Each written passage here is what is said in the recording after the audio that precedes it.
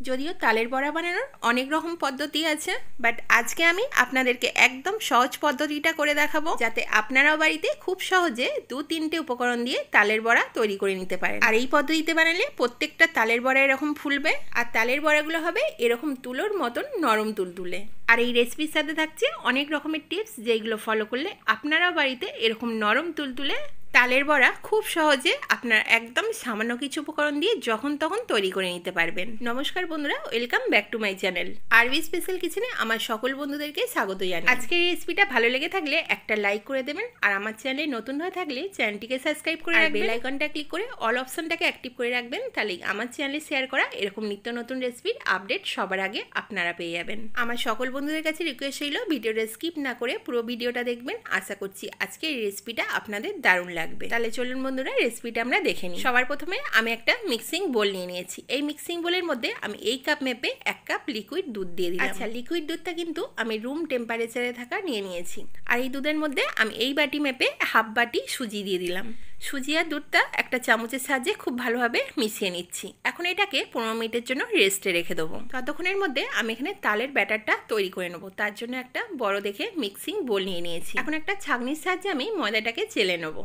আমি এখানে 400 গ্রাম ময়দা নিয়ে নিয়েছি, তবে 400 গ্রাম ময়দাটা আমি অল্প অল্প করে একটা কাপের সাহায্যে আমি ছাঁকনির মধ্যে নিয়ে এইভাবে চেলে নিচ্ছি। আচ্ছা, তালের বড়া করার জন্য কিন্তু অবশ্যই ময়দাটাকে চেলে নিতে হবে, এতে তালের বড়াগুলো একদম সফট হবে আর একদম পারফেক্ট তৈরি হবে। দেখতে পাচ্ছেন বন্ধুরা, আমি সব ময়দা কিন্তু চেলে নিয়েছি। আর চেলে নেওয়ার পর আমি এখানে সামান্য একটু নুন অ্যাড করে দিলাম, আর এর মধ্যে দিয়ে দিলাম এই বাটি মেপে 1 বাটি চিনি। তবে মিষ্টিটা আপনাদের পছন্দ মতন কম বেশি করে নিতে পারেন। তারপর দিয়ে দিলাম একটা বড় চামচ মেপে হাফ টেবিল চামচ বেকিং পাউডার, আর যতটা বেকিং পাউডার নিয়েছি তার 4 ভাগের 1 ভাগ বেকিং সোডা দিয়ে দিলাম। এতে বড়াগুলো ফুলবে আর একদম নরম তুলতুলে হবে।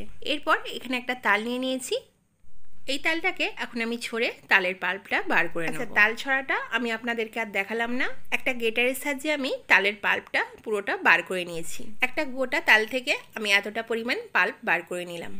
এখন এই তালটা আমি ডাইরেক্টলি দেবো না, আমি একটা ছাঁকনির সাহায্যে চামচে করে অল্প অল্প করে তালের পাল্প নিয়ে একটু ছেঁকে নিচ্ছি। এতে তালের মধ্যে যে সরু সরু আঁশগুলো থাকে সেগুলো আলাদা হয়ে যাবে।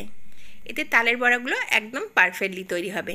আপনারা কিন্তু অবশ্যই একটু তালটাকে ছেঁকে নেওয়ার চেষ্টা করবেন, নইলে তালের আঁশগুলো মুখে পড়লে কিন্তু তালের বড়াগুলো খেতে অতটা ভালো লাগে না। তো দেখতেই পাচ্ছেন বন্ধুরা, আমি পুরো তালটাকে এইভাবে ছেঁকে আমি ময়দার মধ্যে নিয়ে নিলাম। অন্যদিকে 15 মিনিট পর দুধ আর সুজিটাকে বার করে নিচ্ছি। আর আপনারা দেখতেই পাচ্ছেন সুজিটা কতটা ফুলে গাঢ় হয়ে গেছে। এখন এই দুধ আর সুজিটাকে আমি এই ময়দার মধ্যে পুরোটা ঢেলে দিচ্ছি। এরপর এই সব কিছু একটা স্প্যাচুলার সাহায্যে একটু হালকা করে মিশিয়ে নিচ্ছি। প্রথমে হালকা করে মিশিয়ে নেওয়ার পর একটা হাতের সাহায্যে খুব ভালোভাবে এইভাবে মেখে নিতে হবে। আচ্ছা, এখানে কিন্তু কোনো রকম জল ইউজ করা যাবে না। দুধ আর সুজির মিশ্রণ আর তালটা দিয়েই কিন্তু এই ব্যাটারটা রেডি করে নিতে হবে। তো দেখতেই পাচ্ছেন বন্ধুরা, ব্যাটারটা কিন্তু এরকম শক্ত করে রেডি করে নিতে হবে। ব্যাটারটা এর থেকে বেশি শক্ত করা যাবে না, আবার এর থেকে বেশি নরমও করা যাবে না। এখন এই ব্যাটারটা 15 মিনিটের জন্য আবারও একটু রেস্টে রেখে দেবো। এখন ফিরে এলাম 15 মিনিট পর। আমি ব্যাটারটা বার করে নিচ্ছি, আর আবারও একটা হ্যান্ড উইক্সের সাহায্যে খুব ভালোভাবে ব্যাটারটাকে মিশিয়ে নিতে হবে। এখন তালের বড়াগুলো ফ্রাই করে নিতে হবে। তার জন্য আগে থেকে গ্যাসের মধ্যে কিছুটা সাদা তেল দিয়ে গরম করে নিয়েছিলাম। আর তেলটা গরম হয়ে যাওয়ার পর কিন্তু গ্যাসটাকে একদম লো টু মিডিয়ামে করে দিতে হবে। আর হাতের মধ্যে অল্প অল্প এইভাবে ব্যাটার নিতে হবে, আর এইভাবে বড়ার শেপ দিয়ে গোল গোল করে এইভাবে ছেড়ে দিতে হবে। আবারও বলছি বন্ধুরা, তেলটা খুব ভালোভাবে গরম হয়ে যাওয়ার পর কিন্তু বড়াগুলো দেওয়ার আগে গ্যাসটা লো টু মিডিয়ামে করে দিতে হবে। মানে লো টু মিডিয়ামে রেখেই প্রত্যেকটা বড়াগুলো এইভাবে ভেজে নিতে হবে। আর দেখতেই পাচ্ছেন বন্ধুরা, বড়াগুলো তেলের মধ্যে দেওয়ার সঙ্গে সঙ্গেই কিন্তু বড়াগুলো কি সুন্দর ফুলে ভেসে উঠছে। আর প্রত্যেকটা বড়া কতটা সুন্দর ফুলেছে আপনারা দেখতেই পাচ্ছেন। এখন একটা ছাঁচার সাহায্যে নাড়াচাড়া করে বড়াগুলো এপিট ওপিট লাল লাল করে আমি ফ্রাই করে নিচ্ছি।